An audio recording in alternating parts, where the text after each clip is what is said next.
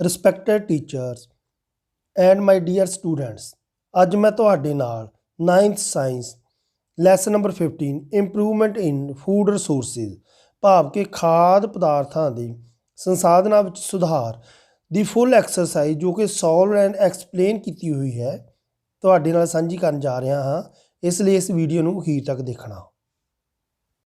ਹਾਂਜੀ ਬੱਚਿਓ, ਸਭ ਤੋਂ ਪਹਿਲੇ ਆਪਾਂ ਅਧਿਆਇ ਦੇ ਅੰਦਰਲੇ ਪ੍ਰਸ਼ਨ ਉੱਤਰ ਜਿਹੜੇ ਆਪਾਂ ਕਰਾਂਗੇ। ਦੇਖੋ ਪ੍ਰਸ਼ਨ ਨੰਬਰ 1, ਆਪਣੀ ਸਾਰੀ ਕਿਤਾਬਾਂ ਨਿਕਾਲ ਲਓ, ਕਿਤਾਬਾਂ ਕੱਢ ਲਓ ਬੁੱਕਸ, ਉਹਦੇ ਉੱਤੇ ਦੇਖੋ ਪ੍ਰਸ਼ਨ ਨੰਬਰ 1 ਕਿਹੜਾ ਆ, ਕਿੰਨੇ ਪੰਨੇ ਤੇ ਆ। ਅਨਾਜ, ਦਾਲ, ਫਲ ਅਤੇ ਸਬਜ਼ੀਆਂ ਤੋਂ ਸਾਨੂੰ ਕੀ ਪ੍ਰਾਪਤ ਹੁੰਦਾ ਹੈ? ਹਾਂਜੀ, ਇਸ ਦਾ ਉੱਤਰ ਲਿਖਿਆ ਆਪਾਂ। ਦੇਖੋ ਅਨਾਜ ਤੋਂ ਸਾਨੂੰ ਕਾਰਬੋਹਾਈਡਰੇਟ ਪ੍ਰਾਪਤ ਹੁੰਦੇ ਹਨ ਜੋ ਸਾਨੂੰ ਊਰਜਾ ਪ੍ਰਦਾਨ ਕਰਦੇ ਹਨ। ਦਾਲਾਂ ਤੋਂ ਸਾਨੂੰ ਪ੍ਰੋਟੀਨ ਪ੍ਰਾਪਤ ਹੁੰਦੇ ਹੈ, ਠੀਕ ਹੈ, ਜੋ ਸਰੀਰ ਨੂੰ ਬਣਾਉਣ ਵਿੱਚ ਮਦਦ ਕਰਦੀ ਹੈ। ਫਲ ਅਤੇ ਸਬਜ਼ੀਆਂ ਤੋਂ ਸਾਨੂੰ ਖਣਿਜ ਅਤੇ ਵਿਟਾਮਿਨ ਮਿਲਦੇ ਹਨ। ਪ੍ਰਸ਼ਨ ਨੰਬਰ 2, ਜੈਵਿਕ ਅਤੇ ਅਜੈਵਿਕ ਕਾਰਕ ਕਿਸ ਤਰ੍ਹਾਂ ਫਸਲ ਉਤਪਾਦਨ ਨੂੰ ਪ੍ਰਭਾਵਿਤ ਕਰਦੇ ਹਨ? ਇਸ ਦਾ ਉੱਤਰ ਹੈ ਜੈਵਿਕ ਕਾਰਕ ਜਿਵੇਂ ਰੋਗ, ਕੀਟ ਅਤੇ ਗੋਲ ਕਿਰਮ ਆਦਿ ਫਸਲ ਉਤਪਾਦਨ ਨੂੰ ਬਿਮਾਰੀਆਂ ਨਾਲ ਘਟਾਉਂਦੇ ਹਨ।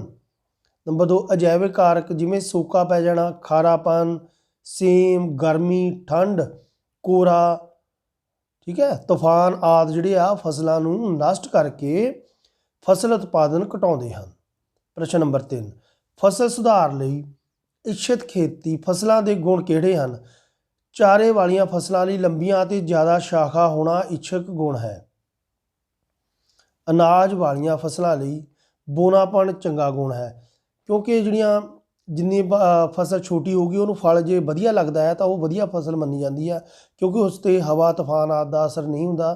ਨਹੀਂ ਤਾਂ ਅਗਰ ਲੰਬੀਆਂ ਫਸਲਾਂ ਹੁੰਦੀਆਂ ਤਾਂ ਉਹ ਗਿਰ ਜਾਂਦੀਆਂ ਥੱਲੇ, ਜਦੋਂ ਹਵਾ ਵਗਦੀ ਆ ਹਨੇਰੀ ਨਾਲ ਉਹ ਡਿੱਗ ਪੈਂਦੀਆਂ ਅਤੇ ਉਹਦੇ ਨਾਲ ਸਾਡਾ ਜਿਹੜਾ ਫਸਲ ਦਾ ਫਲ ਜਿਹੜਾ ਪੂਰਾ ਨਹੀਂ ਮਿਲਦਾ। ਪ੍ਰਸ਼ਨ ਨੰਬਰ 7, ਬਹੁਮਾਤਰੀ ਪੋਸ਼ਕ ਤੱਤ ਕੀ ਹਨ? ਇਹਨਾਂ ਨੂੰ ਬਹੁਮਾਤਰੀ ਕਿਉਂ ਕਹਿੰਦੇ ਹਨ? ਅਜਿਹੇ ਤੱਤ ਜੋ ਪੌਦਿਆਂ ਨੂੰ ਵੱਧ ਮਾਤਰਾ ਵਿੱਚ ਲੋੜੀਂਦੇ ਹਨ ਉਹਨਾਂ ਨੂੰ ਬਹੁਮਾਤਰੀ ਪੋਸ਼ਕ ਤੱਤ ਕਹਿੰਦੇ ਹਨ, ਜਿਵੇਂ carbon, nitrogen, oxygen, hydrogen, phosphorus, potassium ਅਤੇ ਕੈਲਸ਼ੀਅਮ। ਪ੍ਰਸ਼ਨ ਨੰਬਰ 5, ਪੌਦੇ ਅਤੇ ਪੋਸ਼ਕ ਤੱਤ ਕਿਵੇਂ ਪ੍ਰਾਪਤ ਕਰਦੇ ਹਨ? ਪੌਦੇ ਆਪਣੇ ਪੋਸ਼ਕ ਤੱਤ ਕਿਵੇਂ ਪ੍ਰਾਪਤ ਕਰਦੇ ਹਨ? ਉੱਤਰ ਹੈ ਇਸਦਾ ਪੌਦੇ ਆਪਣੇ ਪੋਸ਼ਕ ਤੱਤ ਹਵਾ, ਪਾਣੀ ਅਤੇ ਮਿੱਟੀ ਤੋਂ ਪ੍ਰਾਪਤ ਕਰਦੇ ਹਨ। ਪੌਦਿਆਂ ਲਈ 16 ਪੋਸ਼ਕ ਤੱਤ ਜ਼ਰੂਰੀ ਹਨ।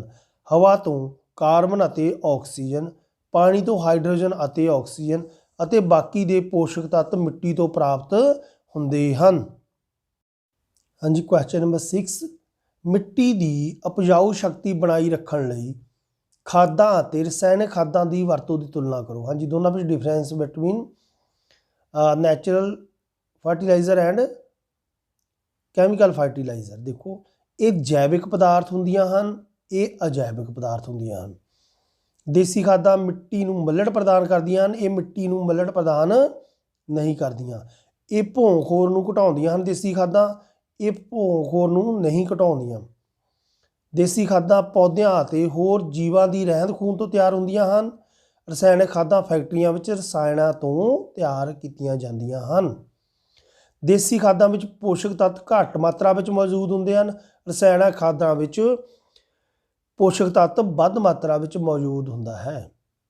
ਦੇਸੀ ਖਾਦਾਂ ਇਹ ਮਿੱਟੀ ਦੀ ਉਪਜਾਊ ਸ਼ਕਤੀ ਬਣਾਈ ਰੱਖਦੀਆਂ ਹਨ।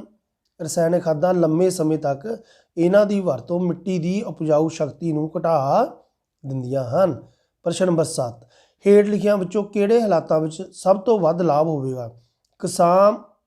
ਕਿਸਾਨ ਉੱਤਮ ਕਿਸਮ ਦੇ ਬੀਜ ਬੀਜਦੇ ਹਨ, ਸਿੰਚਾਈ ਨਹੀਂ ਕਰਦੇ ਅਤੇ ਨਾ ਹੀ ਰਸਾਇਣਕ ਖਾਦਾਂ ਵਰਤਦੇ ਹਨ। ਦੇਖੋ ਬੇਟੇ, ਉੱਤਮ ਕਿਸਮ ਦੇ ਬੀਜ ਤਾਂ ਬੀਜਦੇ ਆ ਪਰ ਨਾ ਤਾਂ ਰਸਾਇਣਕ ਖਾਦਾਂ ਦੀ ਵਰਤੋਂ ਕਰਦੇ ਆ, ਨਾ ਹੀ ਪਾਣੀ ਲਗਾਉਂਦੇ ਆ। ਅਗਲਾ, ਕਿਸਾਨ ਆਮ ਬੀਜਾਂ ਨੂੰ ਬੀਜਦੇ ਹਨ, ਬੀਜ ਤਾਂ ਆਮ ਬੀਜਦੇ ਪਰ ਸਿੰਚਾਈ ਵੀ ਕਰਦੇ ਹਨ ਅਤੇ ਰਸਾਇਣਕ ਖਾਦਾਂ ਦੀ ਵਰਤੋਂ ਵੀ ਕਰਦੇ ਹਨ। ਤੀਜਾ, ਕਿਸਾਨ ਚੰਗੀ ਕਿਸਮ ਦੇ ਬੀਜ ਵੀ ਬੀਜਦੇ ਹਨ, ਸਿੰਚਾਈ ਵੀ ਕਰਦੇ ਆ ਅਤੇ ਰਸਾਇਣਕ ਖਾਦਾਂ ਅਤੇ ਫਸਲ ਸੁਰੱਖਿਆ ਲਈ ਅਲੱਗ-ਅਲੱਗ ਵਿਧੀਆਂ ਵੀ ਵਰਤਦੇ ਆ। ਠੀਕ ਹੈ, ਇਹਨਾਂ ਵਿੱਚੋਂ ਆਪਾਂ ਹੁਣ ਦੱਸਣਾ ਹੈ ਕਿ ਕਿਹੜਾ ਜਿਹੜਾ ਆ ਉਹ ਸਾਡਾ ਇਹਨਾਂ ਵਿੱਚੋਂ ਆਨਸਰ ਸਹੀ ਹੈ। ਦੇਖੋ हाँ जी ਬੇਟੇ, ਜੋ ਇਸ ਦਾ ਈਡੀ ਵਾਲਾ ਆਪਸ਼ਨ ਹੈ ਉੱਥੇ ਸਾਨੂੰ ਵੱਧ ਲਾਭ ਹੋਵੇਗਾ ਕਿਉਂਕਿ ਚੰਗੀ ਕਿਸਮ ਦੇ ਬੀਜ ਵੀ ਬੀਜੇ ਜਾਂਦੇ ਆ, ਰਸਾਇਣਿਕ ਖਾਦਾਂ ਦੀ ਵਰਤੋਂ ਵੀ ਹੁੰਦੀ ਆ ਤੇ ਸਿੰਚਾਈ ਵੀ ਕੀਤੀ ਜਾਂਦੀ ਹੈ। ਇਸ ਕਰਕੇ ਸਾਰੀਆਂ ਲਗਭਗ ਕੰਡੀਸ਼ਨਸ ਜਿਹੜੀਆਂ ਪੂਰੀਆਂ ਹੁੰਦੀਆਂ, ਇਸ ਕਰਕੇ ਈਡੀ ਜਿਹੜਾ ਇਸ ਵਿੱਚ ਸਭ ਤੋਂ ਵੱਧ ਲਾਭ ਹੋਵੇਗਾ। ਪ੍ਰਸ਼ਨ ਨੰਬਰ 8, ਫਸਲ ਦੇ ਸੁਰੱਖਿਆ ਤਰੀਕੇ ਅਤੇ ਜੈਵਿਕ ਵਿਧੀਆਂ ਨਾਲ ਕੰਟਰੋਲ ਕਰਨ ਦੇ ਢੰਗ ਫਸਲਾਂ ਨੂੰ ਬਚਾਉਣ ਲਈ ਕਿਉਂ ਲਾਹੇਵੰਦ ਹਨ? ਉੱਤਰ ਹੈ ਫਸਲ ਦੇ ਸੁਰੱਖਿਆ ਤਰੀਕੇ ਅਤੇ ਜੈਵਿਕ ਵਿਧੀਆਂ ਨਾਲ ਬਿਨਾਂ ਫਸਲ ਦੀ ਗੁਣਵੱਤਾ ਨੂੰ ਪ੍ਰਭਾਵਿਤ ਕੀਤੇ ਫਸਲਾਂ ਨੂੰ ਬਿਮਾਰੀਆਂ ਜਾਂ ਕੀਟਾਂ ਆਦਿ ਤੋਂ ਬਚਾਇਆ ਜਾ ਸਕਦਾ ਹੈ। ਪ੍ਰਸ਼ਨ ਨੰਬਰ 9, ਦਾਣਿਆਂ ਦੇ ਭੰਡਾਰਨ ਸਮੇਂ ਹੋਣ ਵਾਲੀ ਹਾਨੀ ਲਈ ਕਿਹੜੇ ਕਾਰਕ ਜ਼ਿੰਮੇਵਾਰ ਹਨ? ਇਸ ਦਾ ਉੱਤਰ ਹੈ ਜੈਵਿਕ ਕਾਰਕ ਜਿਵੇਂ ਰੋਗ, ਕੀਟ ਅਤੇ ਗੋਲ ਕਿਰਮ ਆਦਿ ਦਾਣਿਆਂ ਨੂੰ ਹਾਨੀ ਪਹੁੰਚਾਉਂਦੇ ਹਨ। ਅਜੈਵਿਕ ਕਾਰਕ ਕਿਹੜੇ ਕਿਹੜੇ ਆ ਦੇਖੋ, ਖਾਰਾਪਨ, ਸੇਮ, ਗਰਮੀ, ਠੰਡ ਅਤੇ ਕੋਰਾ ਆਦਿ ਵੀ ਦਾਣਿਆਂ ਨੂੰ ਨਸ਼ਟ ਕਰਦੇ ਹਨ। ਪ੍ਰਸ਼ਨ ਨੰਬਰ 10, ਪਸ਼ੂਆਂ ਦੀ ਨਸਲ ਸੁਧਾਰ ਲਈ ਕਿਹੜੀ ਵਿਧੀ ਦੀ ਵਰਤੋਂ ਕੀਤੀ ਜਾਂਦੀ ਹੈ ਅਤੇ ਕਿਉਂ? ਉੱਤਰ ਹੈ ਪਸ਼ੂਆਂ ਦੀ ਨਸਲ ਸੁਧਾਰ ਲਈ ਦੋ ਨਸਲਾਂ ਵਿਚਕਾਰ ਸੰਕਰਣ ਦੀ ਵਿਧੀ ਅਪਣਾਈ ਜਾਂਦੀ ਹੈ ਕਿਉਂਕਿ ਇਸ ਨਾਲ ਇੱਛਕ ਗੁਣ ਜਿਵੇਂ ਰੋਗ ਪ੍ਰਤੀਰੋਧੀ ਸਮਰੱਥਾ, ਲੰਮਾ ਦੁੱਧ ਦੇਣ ਦਾ ਸਮਾਂ ਆਦਿ ਪੈਦਾ ਕੀਤੇ ਜਾ ਸਕਦੇ ਹਨ। ਪ੍ਰਸ਼ਨ ਨੰਬਰ 11, ਹੇਠ ਲਿਖੇ ਕਥਨ ਦੀ ਵਿਆਖਿਆ ਕਰੋ। ਇਹ ਗੱਲ ਧਿਆਨ ਖਿੱਚਦੀ ਹੈ ਕਿ ਭਾਰਤ ਵਿੱਚ ਮੁਰਗੀ ਪਾਲਣ ਧੰਦੇ ਨਾਲ ਅਸੀਂ ਮਨੁੱਖੀ ਵਰਤੋਂ ਵਿੱਚ ਨਾ ਆਉਣ ਵਾਲੇ ਘੱਟ ਫਾਈਬਰ ਵਾਲੇ ਭੋਜਨ ਪਦਾਰਥਾਂ ਨੂੰ ਬਹੁਤ ਹੀ ਪੋਸ਼ਕ ਜੰਤੂ ਪ੍ਰੋਟੀਨ ਭੋਜਨ ਵਿੱਚ ਬਦਲ ਸਕਦੇ ਹਾਂ। ਉੱਤਰ ਕਿਉਂਕਿ ਮੁਰਗੀਆਂ ਖੇਤੀਬਾੜੀ ਦੇ ਕੁਝ ਵਾਧੂ ਘੱਟ ਫਾਈਬਰ ਵਾਲੇ ਉਤਪਾਦ ਨੂੰ ਵਧੀਆ ਗੁਣਵੱਤਾ ਵਾਲੇ ਪੋਸ਼ਕ ਤੱਤਾਂ ਨਾਲ ਭਰਪੂਰ ਆਂਡੇ ਅਤੇ ਮੀਟ ਵਿੱਚ ਬਦਲਦੀਆਂ ਹਨ। ਇਸ ਲਈ ਭਾਰਤ ਵਰਗੇ ਵੱਧ ਆਬਾਦੀ ਵਾਲੇ ਦੇਸ਼ ਲਈ ਇਹ ਕਥਨ ਬਹੁਤ ਮਹੱਤਵਪੂਰਨ ਹੈ। ਪ੍ਰਸ਼ਨ ਨੰਬਰ 12, ਪਸ਼ੂ ਪਾਲਣ ਅਤੇ ਮੁਰਗੀ ਪਾਲਣ ਪ੍ਰਬੰਧ ਪ੍ਰਣਾਲੀ ਵਿੱਚ ਕੀ ਸਾਂਝ ਹੈ?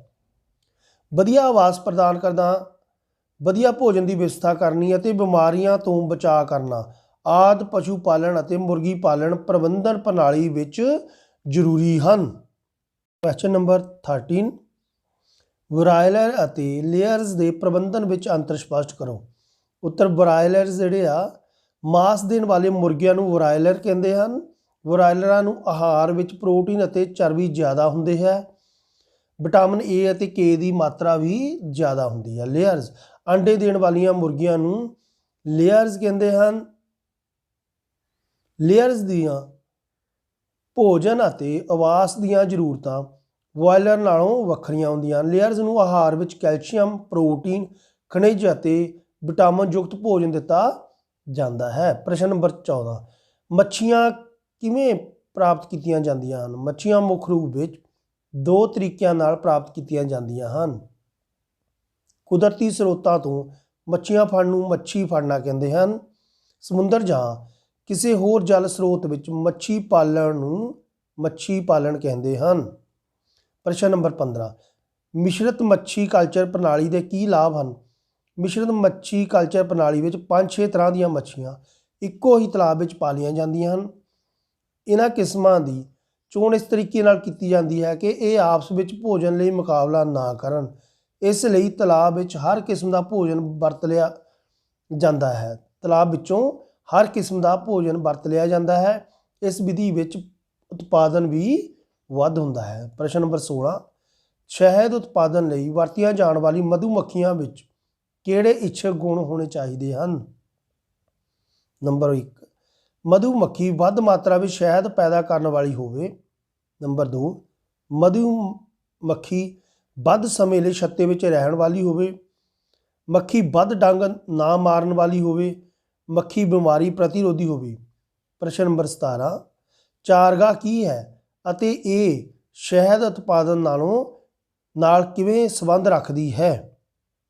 ਹਾਂਜੀ, ਇਸ ਦਾ ਉੱਤਰ ਹੈ ਉਹ ਸਥਾਨ ਜਿੱਥੇ ਮਧੂ ਮੱਖੀਆਂ ਨੂੰ ਰੱਖਿਆ ਜਾਂਦਾ ਹੈ ਉਸ ਨੂੰ ਚਾਰਗਾਹ ਕਹਿੰਦੇ ਹਨ। ਚਾਰਗਾਹ ਵਿੱਚ ਮੌਜੂਦ ਫੁੱਲਾਂ ਤੋਂ ਹੀ ਮਧੂ ਮੱਖੀਆਂ ਰਸ ਪ੍ਰਾਪਤ ਕਰਕੇ ਸ਼ਹਿਦ ਤਿਆਰ ਕਰਦੀਆਂ ਹਨ। ਸ਼ਹਿਦ ਦੀ ਗੁਣਵੱਤਾ ਅਤੇ ਸਵਾਦ ਚਾਰਗਾਹਾਂ ਵਿੱਚ ਮੌਜੂਦ ਫੁੱਲਾਂ ਦੀਆਂ ਕਿਸਮਾਂ ਤੇ ਹੀ ਨਿਰਭਰ ਕਰਦਾ ਹੈ। ਅੱਗੇ ਆ ਗਏ ਬੇਟੇ ਅਭਿਆਸ ਦੇ ਪ੍ਰਸ਼ਨ ਉੱਤਰ। ਪ੍ਰਸ਼ਨ ਨੰਬਰ 1, ਫਸਲ ਉਤਪਾਦਨ ਦੀ ਕਿਸੇ ਇੱਕ ਵਿਧੀ ਦਾ ਵਰਣਨ ਕਰੋ ਜਿਸ ਨਾਲ ਜ਼ਿਆਦਾ ਪੈਦਾਵਾਰ ਪ੍ਰਾਪਤ ਹੋ ਸਕੇ। ਹਾਂਜੀ, ਇਸ ਦਾ ਉੱਤਰ ਹੈ ਜ਼ਿਆਦਾ ਪੈਦਾਵਾਰ ਪ੍ਰਾਪਤ ਕਰਨ ਲਈ ਪੌਦਿਆਂ ਦੇ ਅੰਤਰ ਜਾਤੀ ਸੰਕਰਣ ਦੀ ਵਿਧੀ ਵਰਤੀ ਜਾਂਦੀ ਹੈ। ਵੱਖ-ਵੱਖ ਸਥਾਨਾਂ ਤੋਂ ਇੱਛਕ ਗੁਣਾਂ ਵਾਲੇ ਪੌਦਿਆਂ ਨੂੰ ਇਕੱਠਾ ਕਰਕੇ ਸੰਕਰਣ ਵਿਧੀ ਨਾਲ ਨਵੇਂ ਇੱਛਕ ਗੁਣਾਂ ਵਾਲੇ ਪੌਦੇ ਤਿਆਰ ਕਰਕੇ ਜ਼ਿਆਦਾਤਰ ਪੈਦਾਵਾਰ ਪ੍ਰਾਪਤ ਕੀਤੀ ਜਾਂਦੀ ਹੈ। ਪ੍ਰਸ਼ਨ ਨੰਬਰ 2, ਖੇਤਾਂ ਵਿੱਚ ਖਾਦਾਂ ਅਤੇ ਰਸਾਇਣਾਂ ਦਾ ਪ੍ਰਯੋਗ ਕਿਉਂ ਕਰਦੇ ਹਾਂ? ਉੱਤਰ ਹੈ ਖੇਤਾਂ ਵਿੱਚ ਪੌਦਿਆਂ ਦੇ ਉਚਿਤ ਵਾਧੇ ਲਈ ਪੋਸ਼ਕ ਤੱਤ ਪ੍ਰਦਾਨ ਕਰਨ ਲਈ ਪੌਦਿਆਂ ਨੂੰ ਬਿਮਾਰੀਆਂ ਅਤੇ ਕੀਟ ਆਦਿ ਤੋਂ ਬਚਾਉਣ ਲਈ ਖਾਦਾਂ ਅਤੇ ਰਸਾਇਣਾਂ ਦਾ ਪ੍ਰਯੋਗ ਕੀਤਾ ਜਾਂਦਾ ਹੈ। ਪ੍ਰਸ਼ਨ ਨੰਬਰ 3, ਅੰਤਰ ਫਸਲੀ ਅਤੇ ਫਸਲੀ ਚੱਕਰ ਅਪਣਾਉਣ ਦੇ ਕੀ ਲਾਭ ਹਨ? ਉੱਤਰ ਹੈ ਅੰਤਰ ਫਸਲੀ ਅਪਣਾਉਣ ਦੇ ਲਾਭ। ਅੰਤਰ ਫਸਲੀ ਪ੍ਰਣਾਲੀ ਵਿੱਚ 2 ਜਾਂ ਵੱਧ ਫਸਲਾਂ ਨੂੰ ਇੱਕ ਹੀ ਖੇਤ ਵਿੱਚ ਇਕੱਠਿਆਂ ਹੀ ਉਗਾਇਆ ਜਾਂਦਾ ਹੈ। ਇਸ ਨਾਲ ਮਿੱਟੀ ਦੀ ਉਪਜਾਊ ਸ਼ਕਤੀ ਬਣੀ ਰਹਿੰਦੀ ਹੈ।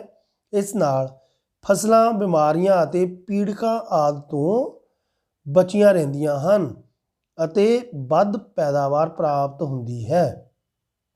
ਫਸਲੀ ਚੱਕਰ ਅਪਣਾਉਣ ਦੇ ਲਾਭ। ਫਸਲੀ ਚੱਕਰ ਵਿੱਚ ਵੱਖ-ਵੱਖ ਫਸਲਾਂ ਨੂੰ ਇੱਕੋ ਹੀ ਖੇਤ ਵਿੱਚ ਵਾਰੀ-ਵਾਰੀ ਉਗਾਇਆ ਜਾਂਦਾ ਹੈ।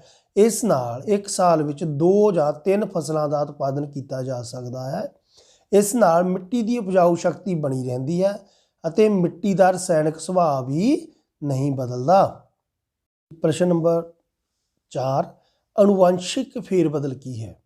ਖੇਤੀ ਪ੍ਰਕਿਰਿਆ ਵਿੱਚ ਇਸ ਦੀ ਕੀ ਮਹੱਤਤਾ ਹੈ? ਉੱਤਰ ਹੈ 2 ਵੱਖ-ਵੱਖ ਨਸਲਾਂ ਦੇ ਜੀਨ ਮਿਲਾ ਕੇ ਨਵੀਂ ਨਸਲ ਪੈਦਾ ਕਰਨ ਨੂੰ ਅਨੁਵਾਂਸ਼ਿਕ ਫੇਰਬਦਲ ਕਹਿੰਦੇ ਹਨ। ਇਸ ਵਿਧੀ ਵਿੱਚ ਵੱਖ-ਵੱਖ ਕਿਸਮਾਂ ਦੇ ਪੌਦਿਆਂ ਤੋਂ ਇੱਛਕ ਗੁਣਾਂ ਵਾਲੀਆਂ ਫਸਲਾਂ ਦੇ ਪੌਦੇ ਪੈਦਾ ਕੀਤੇ ਜਾਂਦੇ ਹਨ।